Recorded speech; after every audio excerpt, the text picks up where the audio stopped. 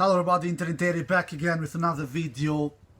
Like you're seeing, guys, I'm at work. I have been extremely busy the last couple of days, even the last couple of weeks. That's why I have not done a video. I don't know how long time it has been now that I've not done a video. Because I have other things to do, guys, in my life, like you all, of course, understand. But I'm at work now. I have some break here. So I can do a video here at my job. And today's video, what I want to talk about is a comment that I read about Brad Gilbert, the former coach of Andrew Agassi and Pistol Pete Sampras. You guys probably all know who Brad Gilbert is. He said a comment about Novak Djokovic, what he believes. He said that he believes Novak Djokovic is the huge favorite in the US Open New York. Do I agree with that comment of Brad Gilbert or not? He was saying that Novak Djokovic is an 11 times Grand Slam champion on hard courts.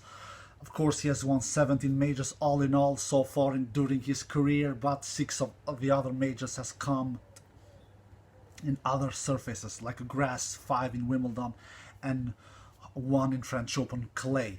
But 11 times he has been winning in hard courts his majors. 8 times in Australian Open and 3 times in US Open. Yeah, guys, that's true what Brad Gilbert is saying. He is an 11-time Grand Slam champion on hard courts. And hard courts is his best surface, like Brad Gilbert is saying. He's totally right about that. But what Brad Gilbert, he's not forgetting, but he's not analyzing, which Interi of course does, because I always analyze things in tennis, is that US Open is not Australian Open. Yes, both of these tournaments are hard courts, but US Open is a slower surface than Australian Open, okay, alright? Novak Djokovic has been much more successful in Australian Open than he has been in US Open. Yeah, some of you can say, but yeah, dude, Interi, Djokovic has played 8 US Open finals. Yes, of course, he has done that, but he has not won 8 of them, guys. He has played 8 Australian Open finals, and he has won all of those Australian Open finals. Yeah, some of you can say, but he has lost to good players in those US Open finals. 5 US Open finals in total Djokovic has lost, and 3 of them he has lost. 3 of those finals he has lost to his 2 big chief rivals, 2 against Nadal and 1 against Federer. But those 2 other finals that he has lost, 1 against Wawrinka and 1 against Murray, it was not superior matches that Djokovic did in those 2 matches, in my opinion. In 2012 against Murray, he was down 2-love, and then yes, he won the other 2 sets and took that match to 5-set. But all in all, not a superior match from Djokovic, in my opinion. It was a very windy circumstances. I remember in that 2012 US Open final.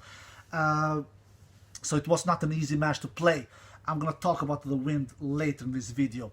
And in 2016 against Stan Wawrinka, not a great match there either from Djokovic, in my opinion. Even worse match there, to be quite honest. He lost that one against Stan in 4 sets. Maybe Djokovic was not 100% healthy in that final. I remember he had some pain in his leg or something like that in that 4th set, I remember. But all in all, it was not a great match from Djokovic against Stan Wawrinka in that US Open 2016 final. So he has lost 5 US Open finals against great players. I'm not saying all of these players, Nadal, Federer, Stan, and Murray are great players, especially Federer and Nadal. But Murray and Stan Wawrinka are great players as well, but of course not as great as Nadal and Federer. We all understand that. We are not crazy. So those 2 finals that Djokovic lost in 2012 and 2016 was not impossible finals for Djokovic to win. So, considering all this, Djokovic is not impossible to beat in US Open, guys. It is not.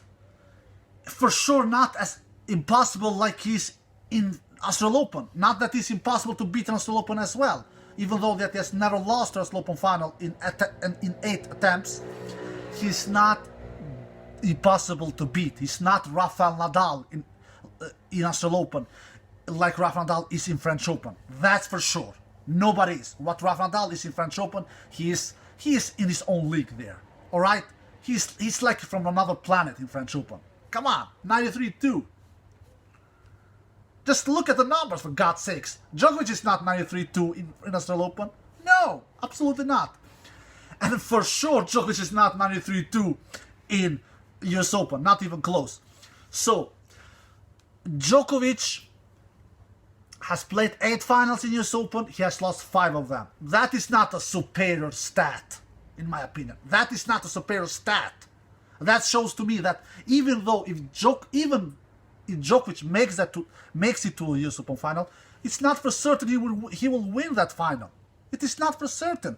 And some of you can say, but Federer and Nadal are not participating in this US Open tournament this year. Yeah, guys, we all know that by now, but I have talked about this before. Federer and Nadal are not Djokovic's biggest threats nowadays. Just look at the 10 last meeting between Djokovic versus Federer and Nadal. It is 9-2, you know? I'm sorry, it is 8-2, you know that? And if we take Clay out of the picture, it is 9-1 for Djokovic.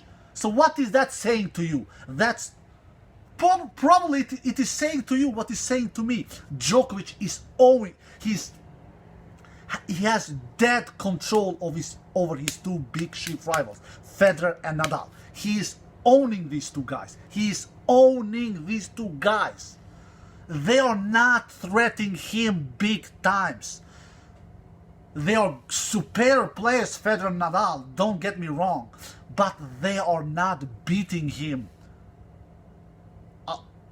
often nowadays. They are not beating him, especially not in slams. When did Federer beat Novak Djokovic in a slam match? 8 years ago, Wimbledon 2012. When did Nadal beat Djokovic in a slam match?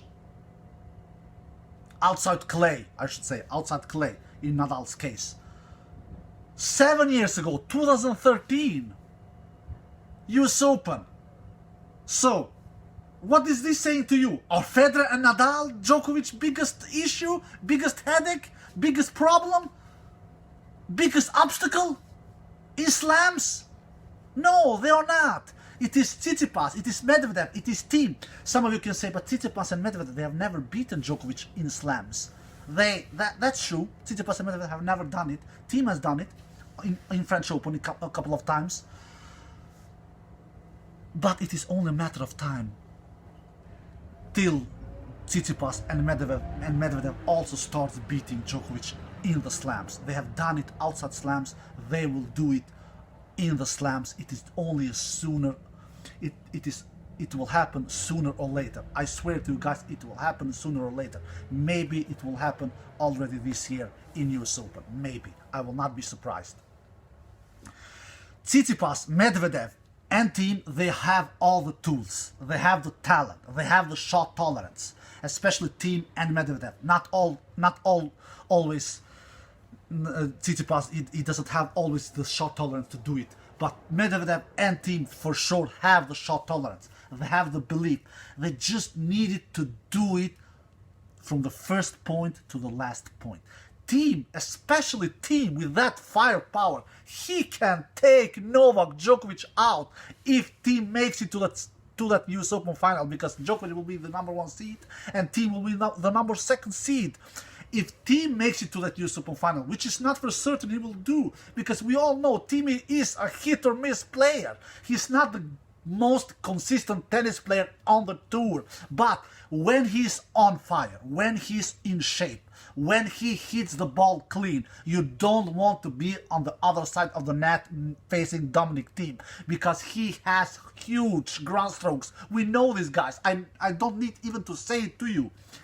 And if he can make his game hold together, if he can be steady up here. And if he doesn't do a lot of mistakes with his backhand, because his forehand is good, his serve is good, he moves so... Okay, he's not a superior mover, but he definitely moves better than Medvedev at least. Maybe even better than Tsitsipas, but that can be discussed when it comes to this Tsitsipas. But for sure, in my opinion, Thiem moves better than Medvedev. He just needs it to bring his A game in the big moments. You know, guys, do you know what is the funny thing with Djokovic? The funny thing with Djokovic is that he is not a player who kills you on the court, a la Rafael Nadal, a la Novak Djokovic, I'm sorry, a la Roger Federer, when they are on fire. When Roger Federer, he just takes all the time away from you, guy. He just takes all the time away from you. Rafael Nadal, he has that forehand. When Rafael Nadal is on fire, which shot does dominate on the tennis court? When Rafael Nadal is on fire, which shot does dominate on the tennis court? Rafa's forehand, of course. Djokovic, he doesn't have that superior strength in his game. Yeah, some of you can say he has the returns, he has the backhand. Yeah, they are superior shots, but they are not as good of a shots like Rafa's forehand, like Federer's forehand. But what Djokovic is, he is good in everything. Like Tsonga once said, I remember, when he lost a match against Djokovic in a Wimbledon match. He said he doesn't hit most aces, he doesn't hit the ball hardest, he doesn't make most winners, he just does everything so damn good. He doesn't have any holes in his game. And it is hard to come to him, to take it to him, to make him suffer, because he does everything good without doing anything out of this world superior good. If you understand what I say, he has a very good forehand, underrated forehand, he has a very good serve, underrated serve, he has a superb backhand, he has unbelievable returns, he moves great. The one thing that I can say Novak Djokovic doesn't do superior good, you know what I will say now, it is the net game. It is the net. He's not the greatest in the net, even though he has improved, and his overheads are not superior. So, that was about Djokovic. Another thing that Brad Gilbert is forgetting is that Djokovic, believe it or not, guys, he likes fast surfaces more than he does slow surfaces.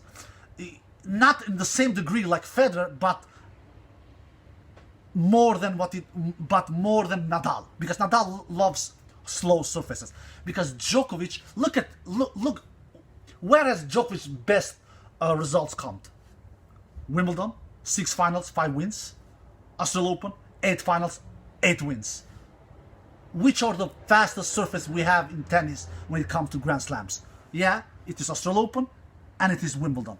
Which are the slowest surface we have in Grand Slams in tennis? It is French Open, of course, and it is US Open. And how many titles has Djokovic won in those 2 Grand Slam tournaments? 4 all in all. 3 US Opens, 1 French Open. Why? Because Djokovic cannot create offense like Federer and Nadal can do. He doesn't hit as hard as Nadal and Federer does. He doesn't have superior shots with his forehand like Nadal and Federer does. Djokovic cannot make winners from all over the place. Yeah, he can make some winners sometimes from all over the place. Yeah, he can do that, but not on a regular basis like Nadal and Federer can do with their forehands. And that's why Djokovic loves actually more fast surfaces what he does slow surfaces. Why? Because he can create offense more in fast surfaces, and he can be much more dangerous in fast surfaces what he can be in slow surfaces. And his serve, which is underrated, is much more efficient in fast surfaces. He can do more aces in Wimbledon and Australian Open what he can do in French Open and US Open. And another thing why Djokovic is less successful in US Open and in French Open, it is more wind. It is more wind in French Open and in US Open. It is in Wimbledon, in Wimbledon and in Australian Open, it is less windy. You don't have barely any wind in Melbourne. You barely have any wind in London, in Wimbledon. You have much more wind in US Open. You have much more wind in French Open. That's why Djokovic, he was down with loved to down against Murray in that 2012 US Open final because it was so windy. Djokovic was doing a lot of unforced errors. And then the wind calmed down and it took the match to a fifth set, but lost in the end. Djokovic is a very, very bad wind player, in my opinion. Much worse than Nadal and worse than Federer. The best wind player is from these big three: Djokovic, Nadal, and Federer. Of course, Rafael Nadal. He is just superior in windy conditions. That is not Federer, and that is definitely not Djokovic. Djokovic, in my opinion, is the worst wind player of these three. Nadal is the best wind player, Roger Federer is on the second place, and Djokovic is on the third place. Alright guys, that is it for today. I hope you enjoyed this video. Take care and bye bye.